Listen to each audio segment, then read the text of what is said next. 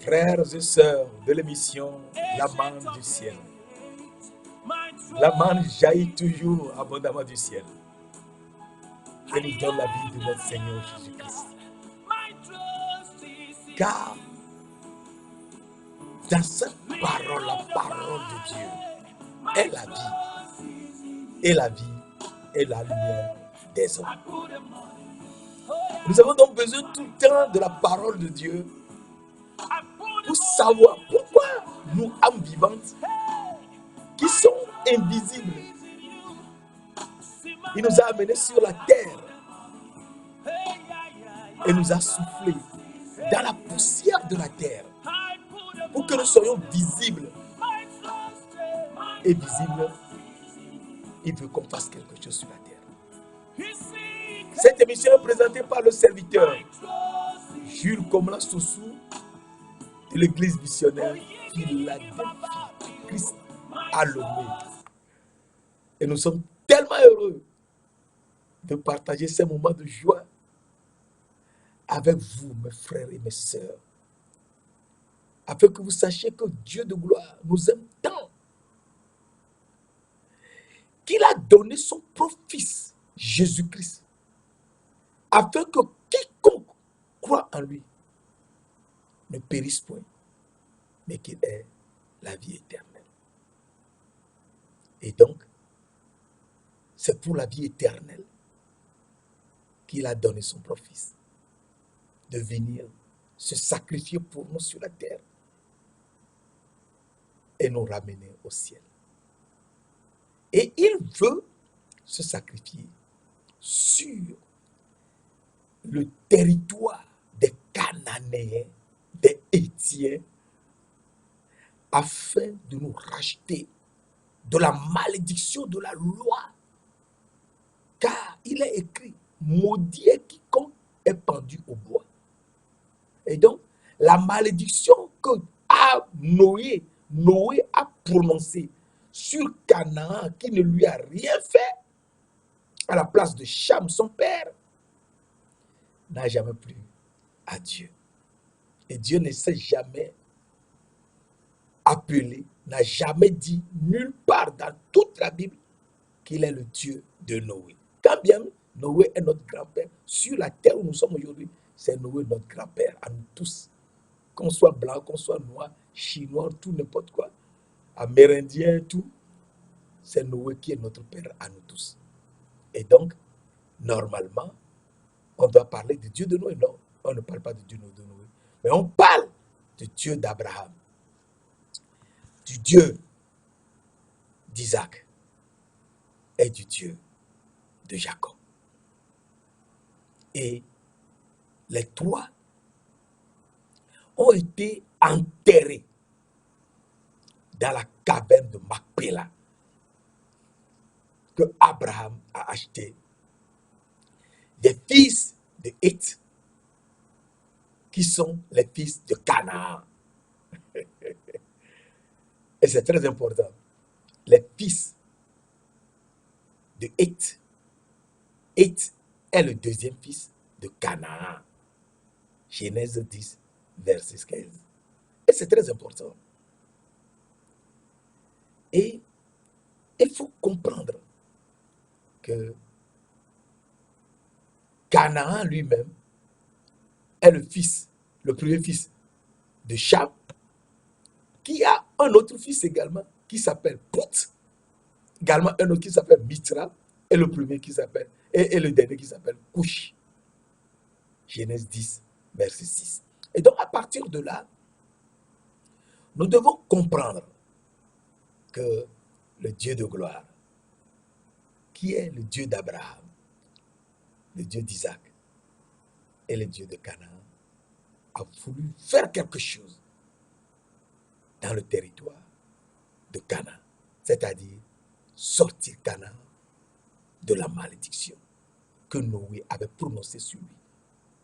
Où il n'avait rien fait à Noé, mais Noé a prononcé cette malédiction sur lui. Et donc, il veut venir et verser son sang dans ce pays pour nous sortir de toute malédiction de la loi. Et donc, nous comprenons que c'est lui le Dieu tout-puissant. Il est le tout-puissant. Et il faut le comprendre pour marcher avec lui. C'est lui le Dieu tout-puissant. Et nous lisons dans Genèse 22, Abraham a été mis à l'épreuve d'aller à Moria d'offrir son fils. Et Dieu lui a montré que c'est lui-même qui s'offrira en holocauste en tant qu'agneau de Dieu pour nous les humains. C'est pour cela il a donné à Abraham et à son fils ce jour-là un bélier. Mais il faut noter que dans Genèse 17, verset 1, Dieu dit à Abraham qu'il est le Dieu tout-puissant. Genèse 17, verset 1. L'Éternel apparut à Abraham et lui dit, je suis le Dieu tout-puissant. Marche devant ma face et sois intègre. Et donc, le Dieu tout-puissant est apparu à Abraham. Et quand il a fini de parler à Abraham, Dieu tout-puissant fait quelque chose. Il s'est élevé jusque dans les cieux. Genèse 17, verset. Nous lisons Genèse 17, verset 22, rapidement, parce que c'est des choses qu'il faudrait qu'on sache. Genèse 17, verset 22, lorsqu'il eut achevé de lui parler, de parler à Abraham, Dieu s'éleva au-dessus d'Abraham jusqu'au ciel. Et Abraham a compris que c'est vraiment le Dieu Tout-Puissant. Il en a parlé à ses fils, à son fils Isaac. Et Isaac, un jour, il y avait la famine sur toute la terre. Mais en Égypte, il y avait de la nourriture. C'est ça. Et Isaac a décidé de partir en Égypte. Et Dieu lui a paru. Dieu lui a paru. Pour lui dire, ne va pas en Égypte. Reste dans ce pays. Je te bénirai. Et donc, nous lisons dans Genèse 26, que je te montre rapidement. Et c'est très important.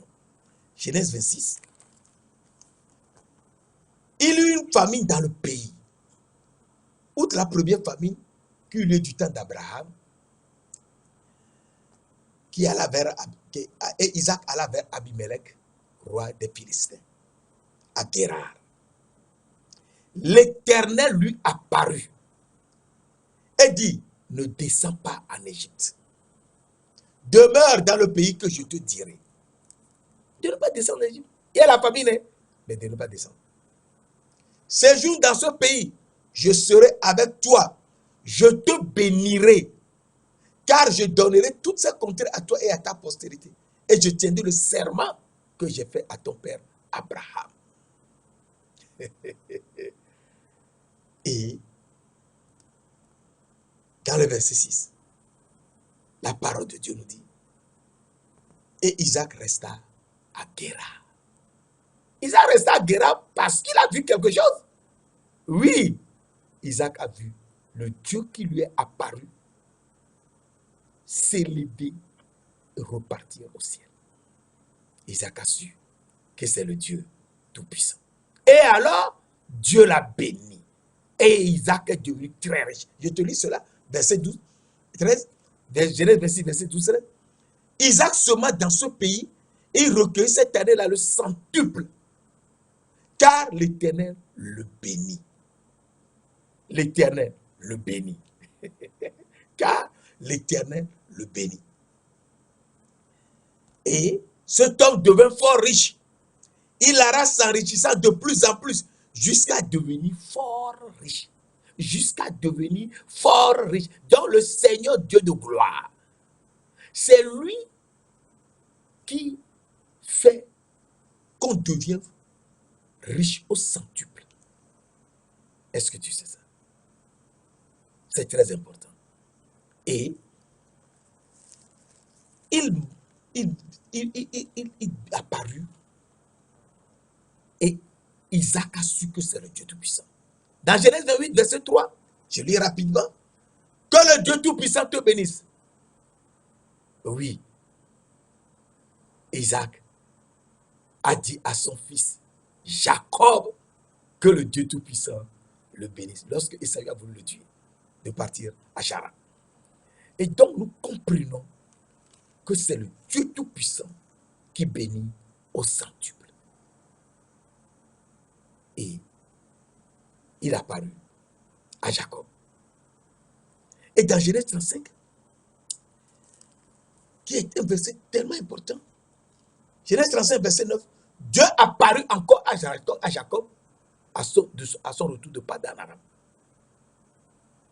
Dans le verset 11, il dit, Dieu lui dit, je suis le Dieu Tout-Puissant. Genèse 35, verset 11, je suis le Dieu Tout-Puissant. Lorsqu'il a changé son nom, qui ne s'appellera plus Jacob, mais qui sera Israël. Israël qui est là toujours aujourd'hui. Je suis le Dieu Tout-Puissant. Sois fécond et multiplie, etc., etc. C'est lui qui bénit. Il bénit toujours au centuple. Et le verset 13 nous dit, Dieu s'éleva au-dessus de lui dans le lieu où lui avait parlé.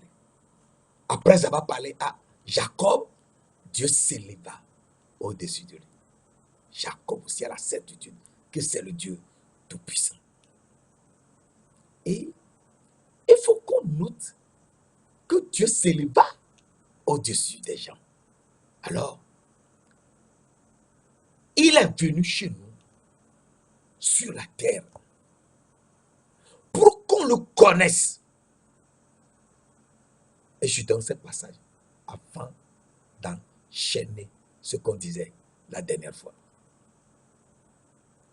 Il faut qu'on sache que Dieu est apparu à Abraham et s'est élevé jusqu'au ciel. Il est apparu à Isaac et s'est élevé jusqu'au ciel. Et c'est le Dieu Tout-Puissant. Il est apparu à Jacob, il est le Dieu Tout-Puissant, il s'est élevé jusqu'au ciel. Donc, le Dieu Tout-Puissant, c'est celui qui est devant vous et qui s'élève tout seul jusqu'aux cieux des cieux. Et un jour, ce Dieu Tout-Puissant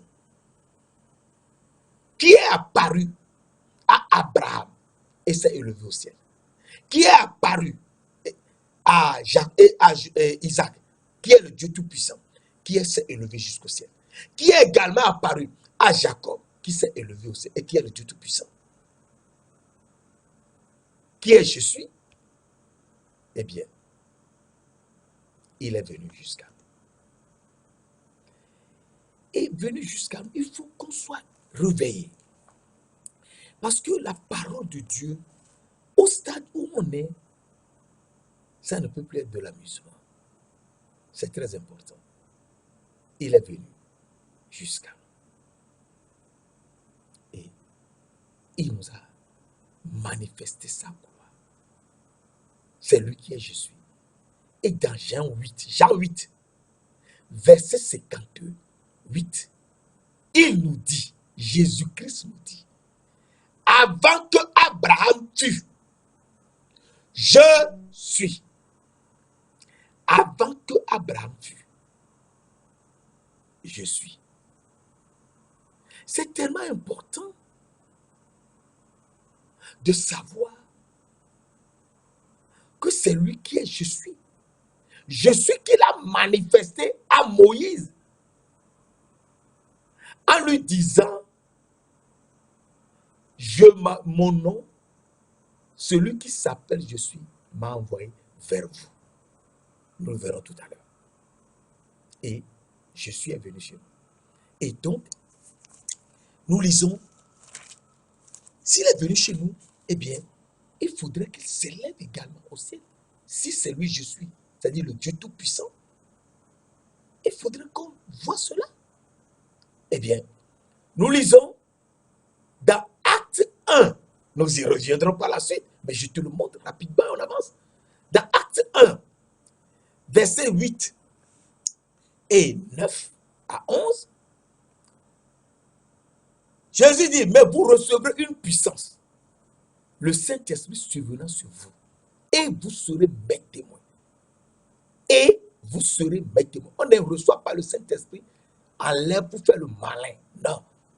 Le Saint-Esprit, quand on reçoit cela, on devient témoin de Jésus-Christ. On parle de lui partout. On t'en témoigne partout. On parle de Jésus partout. Mes frères, il faut aller prêcher partout. Vous êtes témoins. Vous serez mes témoins à Jérusalem, dans toute la Judée, dans la Samarie et jusqu'aux extrémités de la terre. Verset 9 maintenant. Après avoir dit cela, Jésus fut élevé jusqu'au ciel. Pendant qu'il le regardait, une nuée le déroba à leurs yeux. Verset 10. Et comme ils avaient le regard fixé au ciel, pendant qu'ils s'en allaient, pendant que Jésus s'en allait au ciel, voici deux hommes vêtus de blanc leur apparurent. Les anges lui leur apparurent. Et dirent, hommes galiléens, pourquoi vous arrêtez-vous à regarder au ciel? Ce Jésus qui a été enlevé au milieu de vous reviendra de la même manière que vous l'avez vu s'en allant au ciel. Alléluia. Donc, c'est Jésus qui part au ciel. C'est lui donc le Tout-Puissant. C'est très important. Ce que Abraham a vu, le Dieu Tout-Puissant. Ce que Isaac a vu, le Dieu Tout-Puissant. Et qui s'est élevé au ciel. Abraham l'a vu, il s'est élevé au ciel. Le Dieu Tout-Puissant que Jacob a vu, qui s'est élevé au ciel. Eh bien, Jésus est toujours le Dieu Tout-Puissant. C'est pour ça qu'il dit, Jésus-Christ est le même. Hier, aujourd'hui, et éternellement. Hébreux 13, verset 8. Jésus-Christ est le même. Il ne change pas. Il ne change pas. Est le même. Hier, aujourd'hui et éternellement. Donc, à partir de là, c'est Jésus qui est parti au ciel. C'est lui qui était apparu à Abraham, Isaac et Jacob. Donc, nous parlons de Moïse. Et Moïse, nous disions la dernière fois que Moïse, Dieu s'est révélé à lui dans le pays de Madian, là où se trouve Réouel Jéthro, et Dieu lui est apparu dans un buisson, dans une flamme de feu. Et dans un buisson tout en feu, l'ange de l'Éternel, qui est l'Éternel et qui est Dieu, lui a parlé et lui a dit, je suis le Dieu d'Abraham, ton père, le Dieu d'Isaac, le Dieu de Moïse, le Dieu d'Isaac et le Dieu de Jacob. Moïse se cacha le visage parce qu'il avait peur de regarder Dieu. Moïse se cacha le visage car il craignait de regarder Dieu. Et donc, Dieu lui dit, je suis descendu pour délivrer mon peuple de la main de Pharaon, des Égyptiens, et pour le faire monter dans le pays de Canaan. Dans le pays où habitent les Cananéens et les Hétiens. Et donc, Dieu va ramener les Hébreux qui sont restés en Égypte à cause de Joseph, qui les a tous fait venir. Ils ont quitté Canaan, le pays de Canaan. Ils sont venus en Égypte.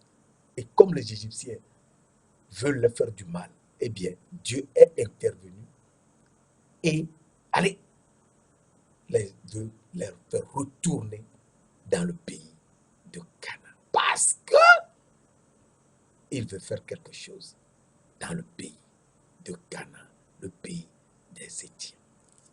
Et il ne faut pas oublier, quand nous disons le pays des Étiens, Éth est le deuxième fils de Canaan. À partir de là, eh bien, Moïse a eu peur. Parce que il n'est jamais parti dans le pays de Canaan, d'accord? Mais retourner auprès de Pharaon, il, il ne peut pas. Alors, Dieu lui dit, voici les cris d'Israël sont venus jusqu'à moi. Et j'ai vu l'oppression que leur font subir les Égyptiens. Moïse dit à Dieu, qui suis-je pour aller vers Pharaon et pour faire sortir d'Égypte les enfants d'Israël? C'est ça. Qui suis-je? Ce que tu ne penses pas, que tu ne peux même pas penser, c'est Dieu qui le fait. Quoi? Ce n'est pas qu'il n'y aura pas de tribulation, il y aura des tribulations. Mais crois. Tout ça, ce ne sont que des épreuves. Ça passe. Alors, Moïse dit à Dieu, j'irai donc vers les enfants d'Israël et je leur dirai, le Dieu de vos pères m'envoie vers vous. Mais s'il me demande quel est son nom, que leur dirai-je? Alors Dieu veut se révéler à Moïse son nom. Alors, Dieu dit à Moïse, celui qui s'appelle je suis celui qui s'appelle, je suis celui qui suis. Je suis celui qui suis. Et il ajouta, c'est ainsi que tu diras aux enfants d'Israël, celui qui s'appelle je suis m'a envoyé vers vous. Je suis celui qui suis. Je suis celui qui suis. Et il ajouta, c'est ainsi que tu diras aux enfants d'Israël, celui qui s'appelle je suis m'a envoyé vers vous. Et Dieu dit encore, tu parleras ainsi aux enfants d'Israël, l'Éternel, le Dieu de vos pères, le Dieu d'Abraham, le Dieu d'Isaac, le Dieu de Jacob, m'envoie vers vous. Voilà mon nom pour l'éternité. Voilà mon nom de génération en génération. C'est le son nom. Je suis pour l'éternité. Pour l'éternité qui vient, c'est son nom. C'est je suis. Et c'est ce nom qu'il veut partager avec nous lorsque nous serons un avec lui. Alléluia. Donc, nous comprenons que Dieu, pour que Moïse puisse retourner en Égypte, lui a montré trois grandes choses. D'abord, Dieu lui a dit, l'Éternel lui dit, qu'y a-t-il dans ta main? Nous sommes dans Exode 4. Qu'y a-t-il dans ta main? Il répondit, une verge. L'Éternel dit, jette-la par terre. Jette la verge par terre. Il la jeta par terre. L'Éternel dit, jette-la par terre. il la jeta par terre et elle devint un serpent. Moïse fuyait devant lui. L'Éternel dit à Moïse, étends ta main et saisis-le par la queue. Ce n'est pas possible. Moïse fuyait devant le serpent. L'Éternel lui dit d'étendre sa main et d'aller saisir le serpent par la queue. Or, le serpent le suivait avec la tête. Mais d'aller saisir le serpent par la queue.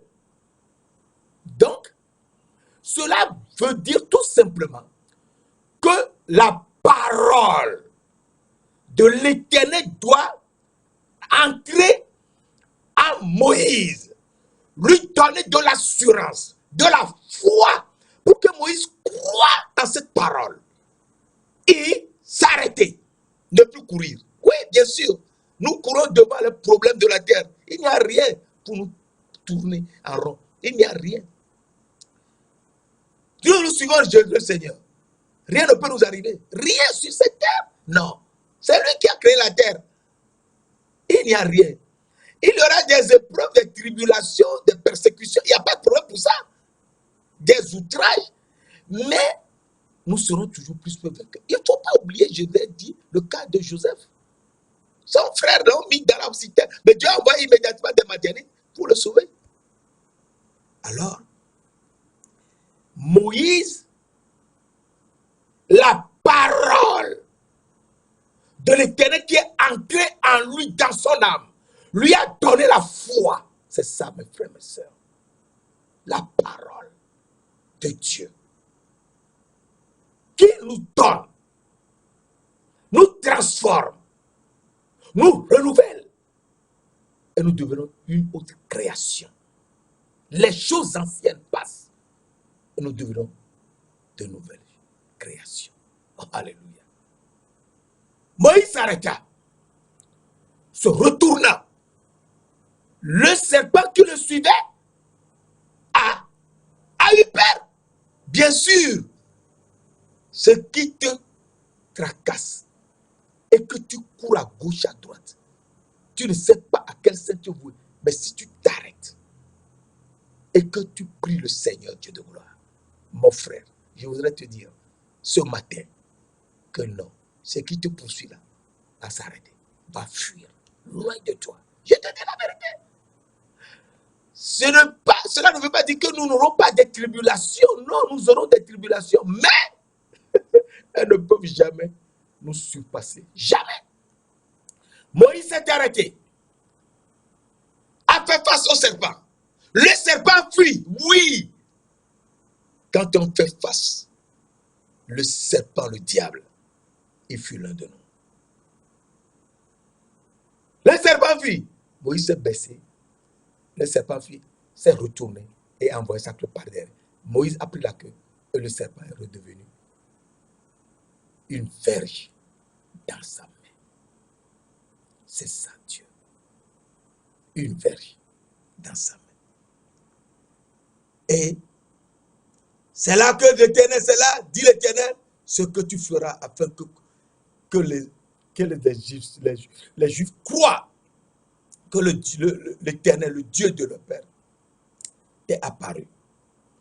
L'Éternel dit encore à Moïse, la deuxième épreuve, de mettre la main dans son sein. Donc de mettre la main à l'intérieur de lui-même, dans son sein. Mais Moïse ne pouvait pas mettre la main dans. En lui-même, il a mis dans les aisselles. Il mit sa main dans ses seins. Mais il ne peut pas mettre la main dans son sein. Il ne peut pas le mettre en lui-même. Mais il a mis ça sous les aisselles. Et il a ressorti la main. C'était complètement couverte de lèpre. Et Moïse est complètement à la lèpre. Est devenu complètement lépreux. Tout son bras était, toute sa main était la lèpre. Ce n'est pas possible. L'Éternel dit, remets ta main dans ton sein. Il remit sa main dans les aisselles, parce qu'il n'a pas de son sein, il ne peut pas le mettre dans son sein. Donc c'est sous les selles. Il met la main dans son sein, et voici, elle était redevenue comme sa chair. Alors l'Éternel lui dit, s'il ne croit pas, dit l'Éternel, et n'écoute pas la voix du premier signe, ils croiront à la voix du dernier signe. Donc,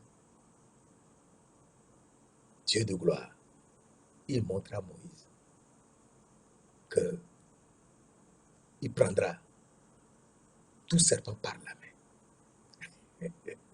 C'est ça. Prendra tout serpent par la main. Et ce qui est important ici, c'est que il le guérira de toute lèpre. C'est lui qui guérit de la lèpre. Il ne faut pas oublier que dans Acte, c'est très important, dans Acte 28, Dieu nous a montré quelque chose dans Acte 28 que j'aimerais partager rapidement avec toi. Et on avance. Dans Acte 28, un jour, Saul de Tarse, qu'on appelle Paul, eh bien, il était mordu par une vipère. Nous lisons Acte 28. Après nous être sauvés, nous reconnûmes que l'île s'appelait Malte. Les barbares nous témoignèrent une bienveillance peu commune.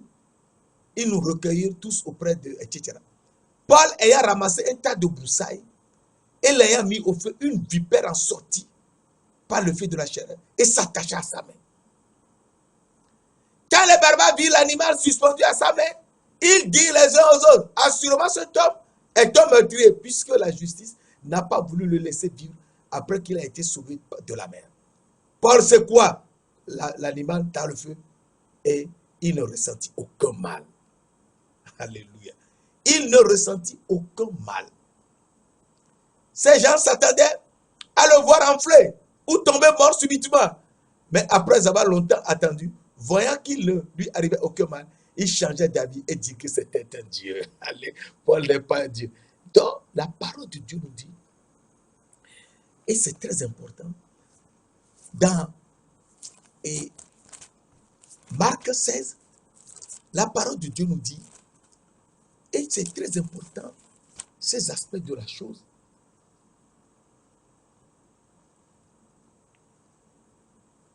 Car Marc 16, verset 18 nous dit, ils saisiront des serpents et s'ils boivent quelques breuvages mortels, ils ne lui feront point de mal. Donc, nous voyons que dans Acte 28, verset 1, verset 3 à 6, Paul a saisi le serpent, la vipère, et la vipère ne lui a rien fait. Donc, nous comprenons que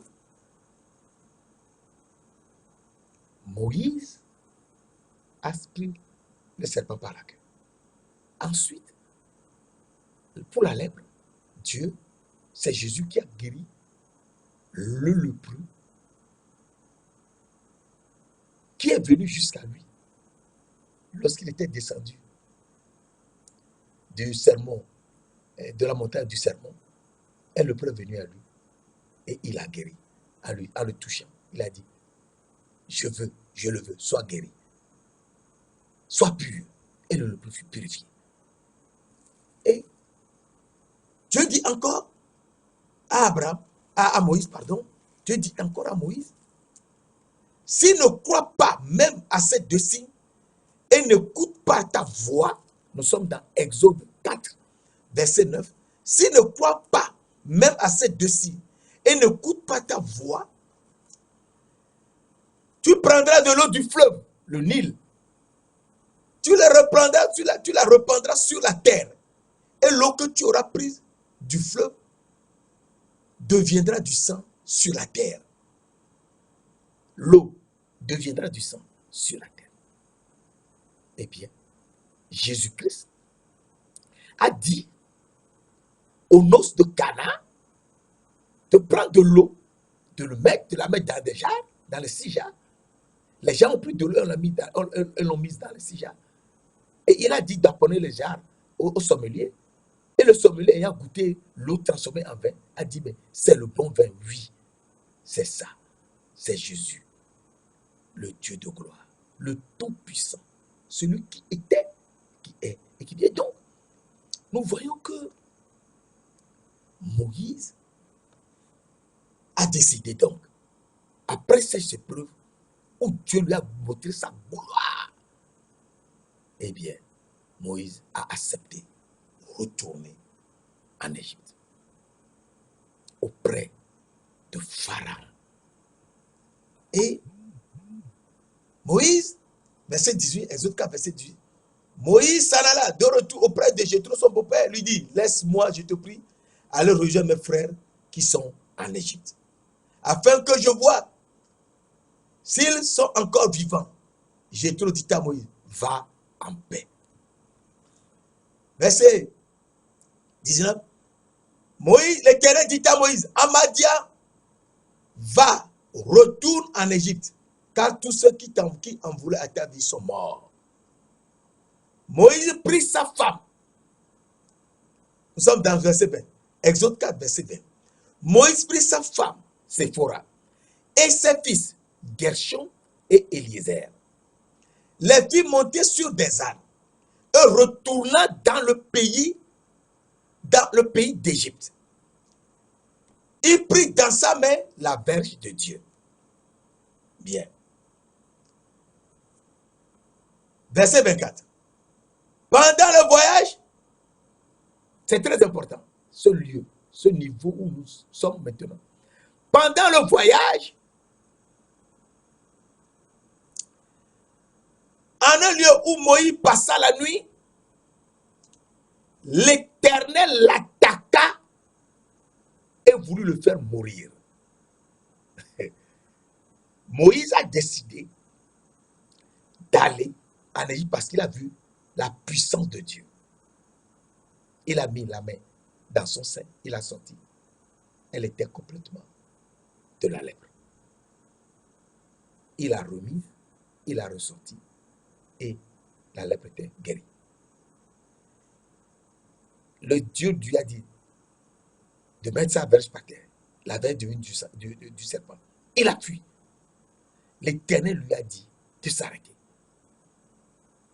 et de prendre le serpent par la queue. Moïse a eu la foi. La parole de Dieu donne la foi. Il s'est arrêté. Le serpent a eu peur. S'est retourné, a envoyé la queue par derrière. Il s'est baissé tout simplement. Il a pris la queue du serpent. Et le serpent est devenu encore une verge dans sa main. Et Moïse a décidé de partir. Mais en chemin, arrivé en un lieu, l'Éternel attaqua Moïse et voulut le faire mourir. Mes frères, mes sœurs, nous sommes à un niveau où il faut qu'on réfléchisse très calmement et qu'on avance. Car il faut qu'on sache que Dieu ne fait rien au hasard et qu'il résout tous les problèmes que nous avons afin qu'on comprenne quel Dieu il est. C'est lui le Tout-Puissant. C'est lui qui est toi, qui est c'est et c'est. C'est le Seigneur Dieu, le Tout-Puissant. Celui qui était, qui est et qui vient. Et donc c'est lui Jésus, le même hier qui était, aujourd'hui qui est, et éternellement qui vient. C'est lui Jésus. Il faut qu'on le connaisse. Alors, il attaqua Moïse et voulait le faire mourir. C'est pas possible. Moïse a décidé d'aller. Il attaqua, oui, il attaqua. Il attaqua. Pourquoi il attaqua. Tout simplement parce que Moïse, parce qu'il était resté longtemps en Égypte, et les Égyptiens ne circoncisaient pas leurs enfants. Il a appris cela et il a refusé de circoncire ses deux fils, Gershom et Eliezer. Or, Gershom et Eliezer sont les fils que Séphora, la Madianite, lui a donné. Madian qui est le quatrième des 6 fils que Ketura a donné à Abraham. Moïse fait partie des Lévites, Lévi qui est le 3e fils que Jacob a eu de Léa. Et donc, ils sont effectivement frères de même sang, de même père. Mais Moïse ne le croyait pas bien. Il croyait beaucoup plus aux habitudes des Égyptiens. Et il a refusé de circoncire ses enfants. Et c'était une discussion entre eux. Alors, suivez, Séphora prit une pierre aiguë, coupa le prépuce de son fils et le jeta aux pieds de Moïse en disant: tu es pour moi un époux de sang. Tu es pour moi un époux de sang. Nous sommes de même sang, du sang d'Abraham. Et l'Éternel, verset 26, et l'Éternel laissa Moïse à cause, l'Éternel laissa Moïse, c'est alors qu'elle dit: époux de sang, à cause de la circoncision. Tu es pour moi un époux de sang. Ce jour, Moïse a compris que Séphora est effectivement son épouse de sang. Car Séphora, ayant pris une pierre aiguë et ayant circoncis Gershom, a jeté le prépuce aux pieds de Moïse, et l'Éternel a laissé Moïse pour lui faire comprendre que Séphora est effectivement une femme, son épouse de sang. Ils viennent tous du sang d'Abraham. Et donc, nous comprenons que Moïse, et ce jour Moïse et Caleb a compris que Séphora est effectivement une épouse de sang. Et ils sont venus en Égypte. Et tout ce qui s'est passé en Égypte, et Dieu a triomphé en Égypte. Et ils ont réussi. Et ils sont partis. Mais ils sont venus. Et en allant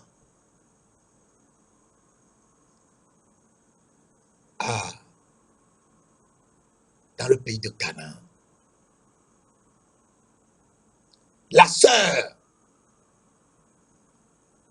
de Moïse, Myriam,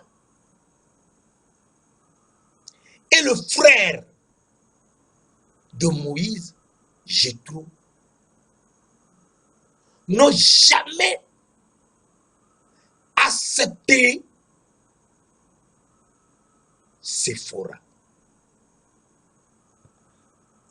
Et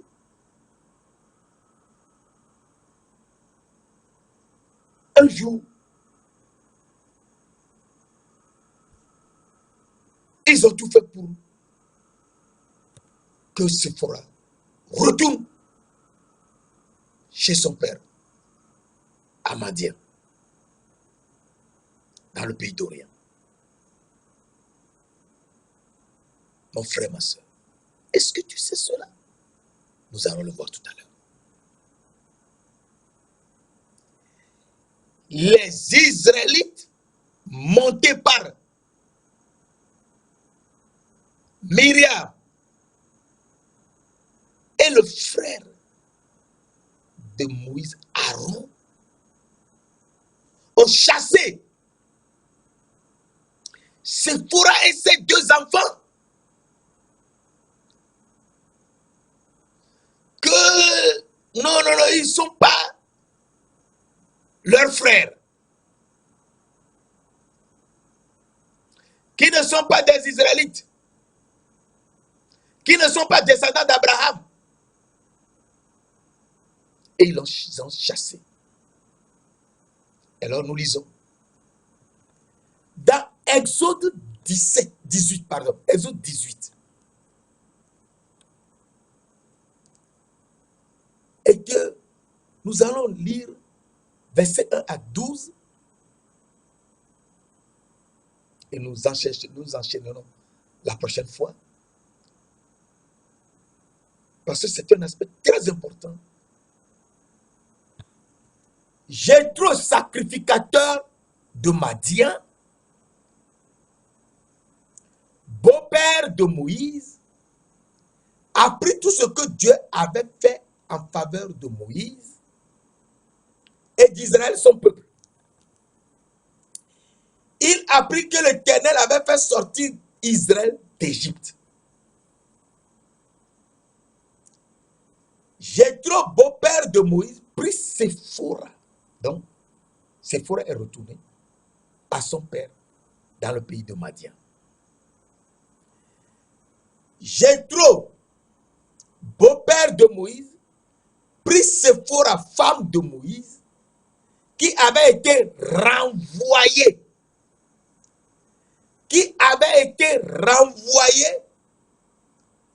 Il prit aussi les deux fils de Séphora. L'un se nommait Gershom, car Moïse avait dit: j'habite un pays étranger. L'autre se nommait Eliezer, car il avait dit: le Dieu de mon père m'a secouru et il m'a délivré de l'épée de Pharaon. Jéthro, beau-père de Moïse, avec les fils et la femme de Moïse, vint au désert où il campait à la montagne de Dieu. Et il fit dire à Moïse: moi, ton beau-père Jéthro, je viens vers toi avec ta femme et tes deux fils, mes frères, mes sœurs. Nous comprenons ici que Séphora, avec ses deux fils, Gershom et Eliezer, ont été renvoyés par les Israélites sur le chemin de retour d'Égypte vers Israël, dans le pays de Canaan. Et au cours de cette marche, eh bien, nous voyons que ils ont renvoyé Séphora et ses deux fils. Renvoyé, oui, qu'elle n'est pas israélienne, qu'elle n'est pas descendante d'Abraham. Et l'ont renvoyé. Alors, Jéthro lui-même, sacrificateur de Madian, est venu avec Séphora et ses deux fils jusque là où se trouvait Moïse, ses frères, ses sœurs et tout le reste. Et Jéthro a parlé à Moïse. Et là, nous verrons la prochaine fois ce que Jéthro, Dieu a fait par Jéthro à Moïse et comment Moïse a compris que cette femme, Séphora, est effectivement, et a fait comprendre à tout Israël que les enfants de Ketura, que Ketura a donné à Abraham, sont effectivement des fils d'Abraham.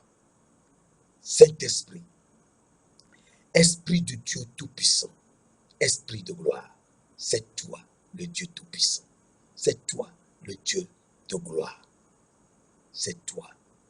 Conduis-nous dans ta gloire, pour qu'on retourne à toi immanquablement, car sans toi, nous ne sommes rien. C'est toi qui sais où nous nous trouvons. C'est toi qui sais comment nous rappeler à toi. Rappelle-nous. Montre-nous que n'importe où nous sommes tes enfants. Et ramène-nous au sein de ton égide et conduis-nous dans la vie éternelle. Merci d'ailleurs de nous l'avoir déjà fait au nom précieux de notre Seigneur Jésus-Christ.